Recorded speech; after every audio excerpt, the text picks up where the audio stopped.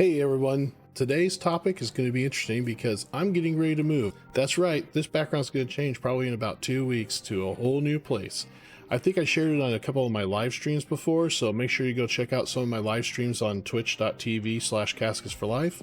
I left some images on there for you guys to see the new place, the new house, where I'll be streaming at, where I'll be making content at, so it's really exciting. We can't wait to get there, but this brings up an interesting topic. What do the kids feel about on this move? How can you help them prepare for a move like this, especially if you're a foster parent that's had these kids for a while and maybe they've adopted or whatever, and they've had some traumatizing experiences in the past, or they're pretty sensitive about moving? This might be a good topic to have the whole family around for. You never know. In any case, this is something I want to talk about because it's near and dear to my heart, and it's happening right now for me. Let's get to it.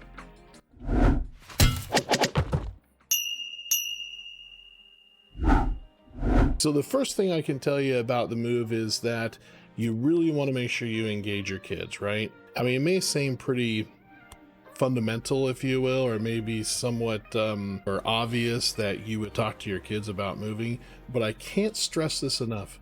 When they're age appropriate, that is, because you don't want, 2 or 3 year olds, well, even 2 and 3 year olds, you can have different conversations, but my point is you want to have age appropriate conversations, whether they're 2 or they're 11 or they're 16, right? You want to have the conversations with them that would be appropriate for them to understand. You're not going to tell a 2-year-old or a 3-year-old, or, well, let's make it more like about 4 or 5.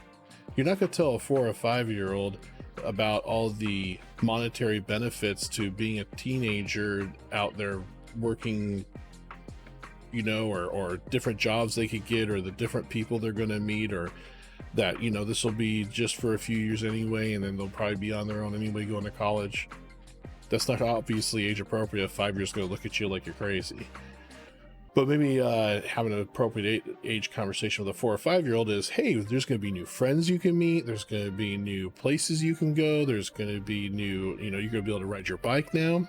Where we live right now, we live on a 15-degree slope. And we live towards an entrance off of a highway. So for the kids to come in or try to play up there with their bikes or whatever, I, as a parent, am paranoid and constantly in fear that a car is going to come around there and just smash them, right? So you want to have like daily conversations with them. And I don't mean like about all the different things that they can do and such like that you do maybe at the beginning when you're first talking to them about moving and how they feel about moving. You should do that. Have a conversation at the beginning about you guys are even thinking about moving. Then talk to them daily and maybe start like a countdown, like, hey, did you know it's only 12 days till we move? What do you think you're going to do on your first day when you get there? What's the thing you're going to do on the next day? Hey, what about that weekend? Maybe we should go find a local park there and go play. Wouldn't that be fun? This will help with nervousness and the apprehension of what's coming, especially if every day you're counting down, right? 6 days left. 5 days left. Hey, in 5 days, we're going to be heading out. It's so excited, but I'm nervous. What about you? Have those conversations. There's also going to be some conversations about school. They're going to get sad, especially as there's only like maybe a few days left. They're going to have to stop schooling, getting ready to transfer to the new school. Have a conversation with them about that. What does that feel like for them? Are they apprehensive about it? Let them cry. Let them be upset about it. That's a big change for them. Especially these foster kids that the last time they moved was probably like, to your house, away from their family, or to another foster care home, and then to you. The last time they moved was traumatic. So think about that when they're thinking about the next move. What are they thinking about? Is this going to be bad? Am I moving away? What's going to happen with the next move? Don't make it a secret. Don't make it some guessing game. Don't make it, where it's going to be something that they're going to have to discover on their own. Make it very transparent to them, what's happening, when it's happening, how long till it's about to happen. It'll help you in the long run because it'll reduce that nervousness. It'll reduce that apprehension of not knowing what's coming because they've dealt with that most of their life. Another really good experience I've had in this adventure, if you will, of moving is we had them, the littler ones, draw pictures of what the new house is going to be like, or the new area, or what things they're going to do when they get there. Hey, draw me a picture of what you think the new house is going to be like. Draw me a picture of what things you're going to do. Are you going to ride your bike, play on we're going to buy a trampoline, but play on a swing set in the local park? Why don't you draw me some pictures of what you think the school's going to look like, or what you think the classroom's going to look like, or draw me a picture of what the neighborhood you think is going to look like. Is there going to be kids there? I know I'm maybe going a little fast, but it's just different ideas of interacting and engaging the kids in the process, because you don't want to leave them out or make them feel like they're not part of this move. They are part of this move. They probably don't have a choice on the move because you need to for some reason, but you can at least let them feel very involved in it so that they're not feeling nervous, so they're not worried. Another big thing is school, right? So I kind of touched on that earlier. They're going to be transferring schools. This is the worst for a kid. If you were ever a kid and had to move schools, you know what I'm talking about. This is like on 10 on the Richter scale, this is like 11. Especially for teenagers who are super emotional, but I have my 8-year-old who's very emotional about this because he's going to lose friends that he's taken time in the last few years to build relationships with. He's only in 3rd grade, but in those 3 years, he's had the same kids that he's been with for those 3 years.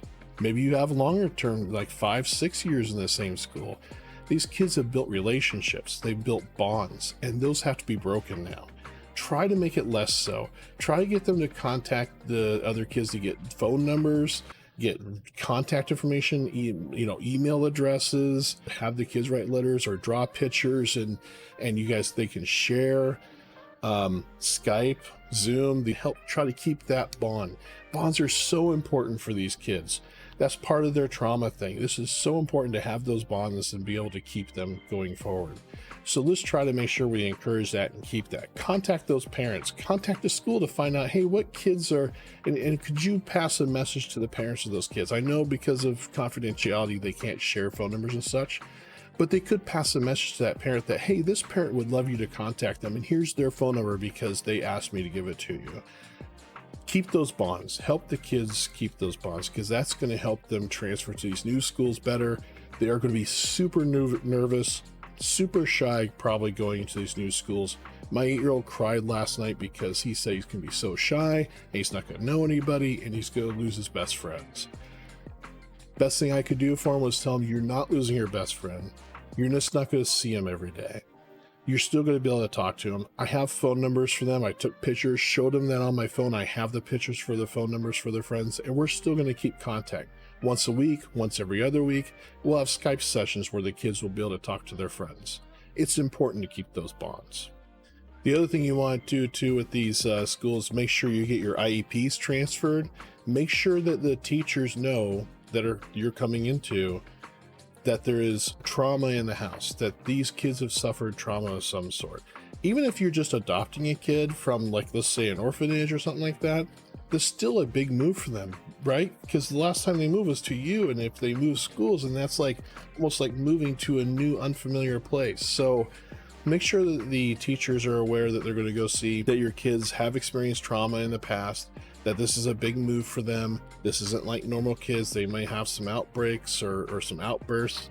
I mean, don't give them too many details, because then they'll have it in the back of their head that anything they do is a trauma problem, that anything that they act like is trauma, and that, oh my gosh, we need to take care of that. Try to make sure that the special education teacher is aware for the school, especially if you're doing an IEP. But just because sometimes these teachers get preconceived notions that your kids are bad just because they've had trauma. Unless the teachers have been through trauma training, which I myself advocate constantly for trying to get schools trauma trained and teachers trauma trained, because there's just so much of that. I mean, I couldn't even, just astronomical. I'll post it. I'll post a Twitter. I'll post a tweet probably in the next few days as to how many kids are in foster care or in school that have been in foster care. And I bet you the number will blow your mind. So look for that. Twitter.com/CastesForLife. And the last bit of advice I can give to you is follow through. Make sure whatever you do, follow through. If you make a promise to take them to the park the first weekend you get there, you darn well better take them to the park, because you may forget, but they won't. So write it down somewhere, put it as an alert in your phone or something, put it on a note on the fridge or something at the new place. make sure you follow through, because this is going to be important for them for transferring, for moving to the next place and feeling comfortable that, you know what, just because we came to this new place doesn't mean things are going to change. Things are changing a little bit, obviously, because they're in a different place, but as far as your commitment to them and being honest with them and committing what you do with them when you say you're going to do it, that hasn't changed. So make sure you follow through with them.